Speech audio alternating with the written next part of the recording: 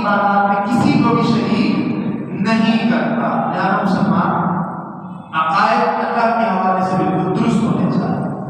دوسری ذات نبی پاک علیہ الصلوۃ والسلام جن کے وسیلے سے ہم تک ساری چیزیں پہنچی، تو شاید کہتا ہے قرآن ملا ان کے ساتھ، ایمان ملا ان کے ساتھ، رحمان ملا ان کے ساتھ، وہ کیا ہے جو ہم نے پایا نہیں؟ سب نبی پاک علیہ الصلوۃ والسلام کے ساتھ ملا۔ آپ علیہ الصلوۃ والسلام سے محبت کرنا مسلمان کے ایمان کی جان ہے۔ قل ان کنتم تحبون اللہ فاتبعونی یحببکم اللہ۔ اللہ نے قرآن میں فرمایا ہے معلوم فرما دیجیے کہ تم اللہ سے محبت کا دعویٰ کرتے ہو تو میری اتباع کرو، رسول اللہ کی اتباع کرو، تو پھر ہوگا کیا؟ یحببکم اللہ، اللہ بھی تمہیں اپنا محبوب بنانا ہے، ویغفر لکم ذنوبکم، تمہارے گناہوں کو بھی معاف کرتے ہیں۔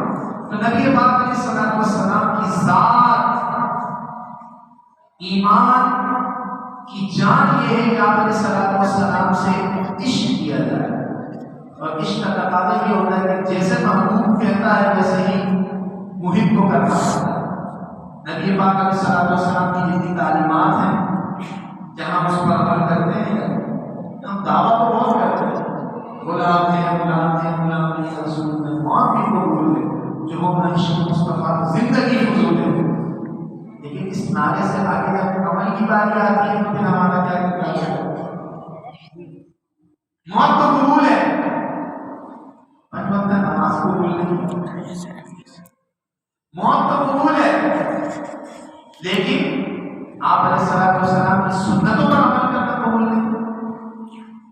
یہ دعویٰ جو ہے بغیر دلیل کے باطل ہوتا ہے، بڑی معذرت کے ساتھ دعویٰ جو ہے بغیر دلیل کے باطل ہوتا ہے، تو صرف قول نہیں بلکہ عمل کرنا چاہیے۔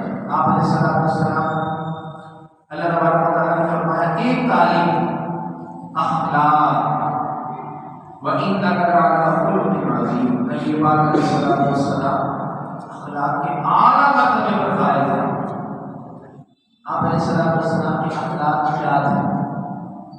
روایتوں کے اندر آتا ہے نبی پاک علیہ الصلوۃ والسلام جب طائف میں گئے تو وہاں پر آپ علیہ الصلوۃ والسلام پر سن پڑی کی گئی، حتیٰ کہ آپ علیہ السلام کی نالیاں مبارک خون سے تر ہو۔ اس وقت پہاڑوں کے رشتے آ کر کہنے لگے کہ اللہ کے مطابق جبریل آئے کہ یا رسول اللہ صلی اللہ علیہ وسلم اجازت دیجیے کہ نہیں آنا ہے۔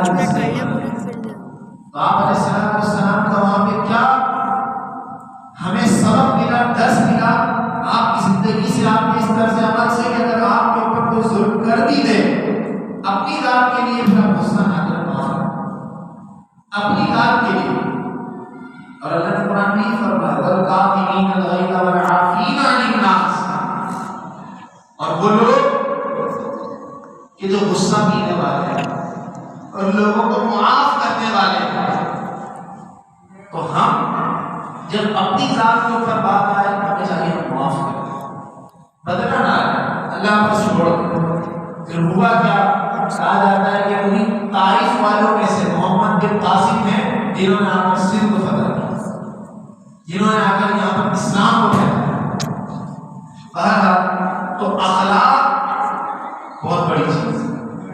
آپ اگر غیر مسلم کے ساتھ، ہم اگر غیر مسلم کے ساتھ بھی اگر اخلاق کر لیں نا تو وہ اسلام سے متاثر ہوگی، شاید اسلام کو بھول جائے، لیکن آپس میں مسلمانوں کی کیا اخلاق ہے یہ غور کر لینا چاہیے۔ یہ گھر والوں کے ساتھ نبی پاک علیہ الصلوۃ والسلام کے بارے میں آتا ہے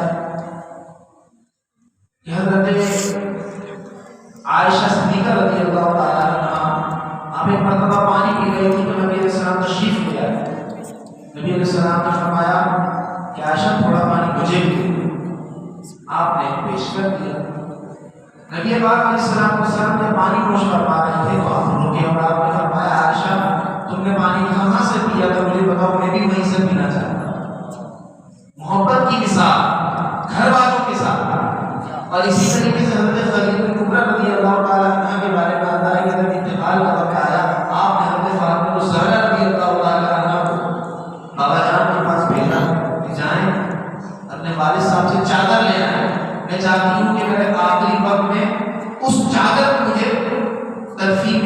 جائے. حضرت فاطمہ الزہرا رضی اللہ تعالیٰ عنہ بابا جان کے پاس آتی ہیں، عرض کرتی ہیں کہ والدہ نے اس طرح کہا. نبی پاک علیہ السلام نے چادر عطا فرمائی اور فرمایا کہ والدہ سے کہہ دو کہ چادر ہی کیا، اگر وہ محمد عربی کی جلد بھی مانگتی تو وہ بھی اتار کے اسے دے دو. محبت کی مثال گھر والوں کے ساتھ. اور ہمارا، ہم گھر میں جاتے ہیں سارے خاموش نہیں ہوتے. ہم گھر میں جاتے ہیں بچے ایک کونے پہ تو نہیں بیٹھ جاتے کہ بابا آپ میں بیٹھ جاؤ اور جھاڑ پڑے. بالکل ایسا ہونا چاہیے کہ حد تک انسان اپنا روک رکھے. بالکل بھی ایسا نہ ہو جائے کہ آپ کی کوئی عزت ہی نہ کرے، لیکن بہت زیادہ سخت ہو جانا اور اخلاق کے گراوٹ کا شکار ہو جانا جو ہے. ہم مسلمان آپس میں ہی ایک دوسرے کے ساتھ صحیح رویہ نہیں رکھتے تو پھر غیر مسلم کے ساتھ ہم کیا کریں، وہ کیسے متاثر ہوں. اسی طریقے سے نبی پاک علیہ السلام کی جتنی بھی سنتیں ہیں اگر ہم سب پہ نہیں عمل کر سکتے تو کچھ پہ تو کر سکتے ہیں، کچھ پہ تو کر سکتے ہیں. اخلاق کو اپنائیں. سیرت طیبہ میں نبی پاک علیہ السلام نے ہمیں جتنی بھی تعلیمات دی، دیکھیں جب اپنی ذات پر بات آئے آپ معاف کر رہے ہیں، یہ بات ضروری یاد رکھیں کہ صرف معافی دیتے ہی رہنا، حتیٰ کہ اگر اسلام پہ بات آ جائے تو بھی معافی دینا، یہ درست نہیں.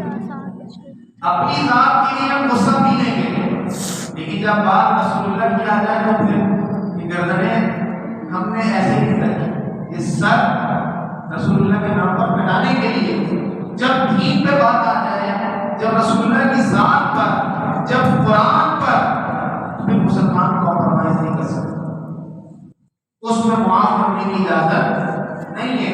اب اس میں کوئی سوال کرتے ہیں کہ نبی پاک علیہ السلام نے تو معاف کیا تھا، رسول اللہ صلی اللہ علیہ وسلم نے اپنی ظاہری حیات میں معاف کیا تھا. ہاں، اب اگر رسول اللہ نہیں ہے تو اس کی سزا موت ہے.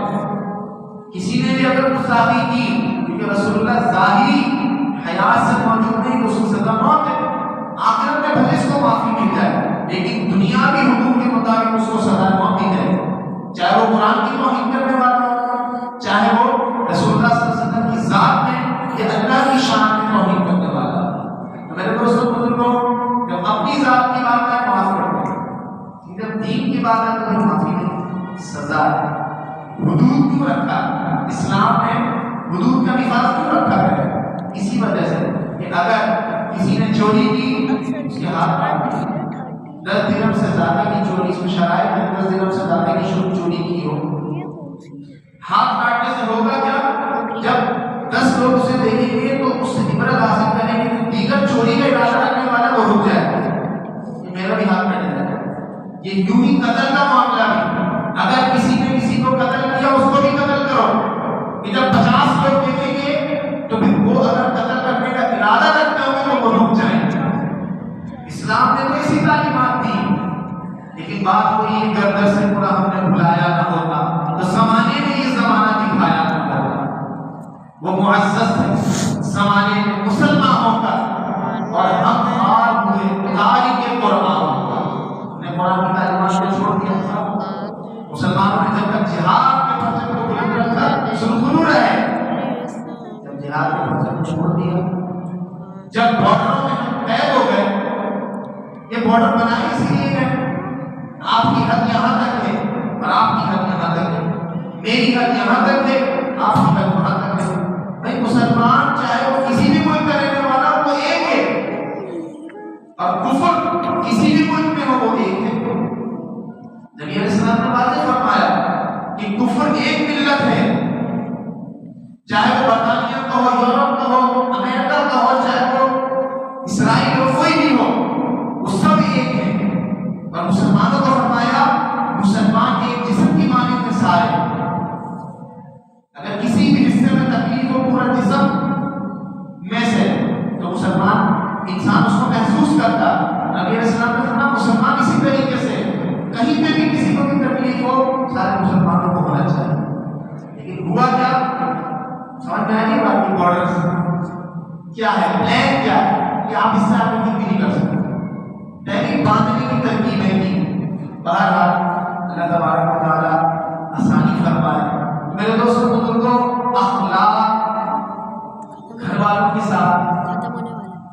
پولیس کے ساتھ، اپنے بچوں کے ساتھ، ایکس وائی کی جن سے بھی ہمارا تعلق جڑتا ہے ان کے ساتھ اخلاق اچھے کرتے چاہیے۔ ایک اور بات نبی پاک علیہ السلام نے ارشاد فرمایا، انما بعثت معلما، بے شک مجھے تعلیم دینے والا بنا کر بھیجا گیا۔ آج اگر ہم اپنے اوپر، معاشرے کے اوپر غور کریں تو ہم کتنے لوگ ایسے ہیں کہ جو تعلیم و تعلم سے تعلق رکھتے ہیں۔ کیا ہمارے گھر، ہمارے خاندان کے اندر مثال کے طور پر ہمارے خاندان کے اندر کتنے اہل علم افراد ہیں؟ ہمارے خاندان کے اندر کتنے ہم اپنے بچوں کو اس لیے پڑھاتے ہیں کہ ان کو اچھی جگہ نوکری مل جائے، ان کو اپنے بچوں کو اس لیے پڑھاتے ہیں ان کو اچھی نوکری مل جائے۔ میرے دوستوں یاد رکھیے گا، اللہ تبارک و تعالیٰ نے ہر انسان کے رزق کا ذمہ لیا۔ ہر انسان کو کیا، وہ تو فرماتا ہے وہاں کی کتاب پڑھتے، ہر جاندار کے رزق کا ذمہ اللہ کے اوپر ہے۔ اس سے کیوں گھبراتے ہیں؟ رزق نہیں ملے گا تو دنیا نہیں پڑھی۔ بالکل بچوں کو دنیا پڑھائیں، لیکن دنیا کے ساتھ ساتھ ہمارے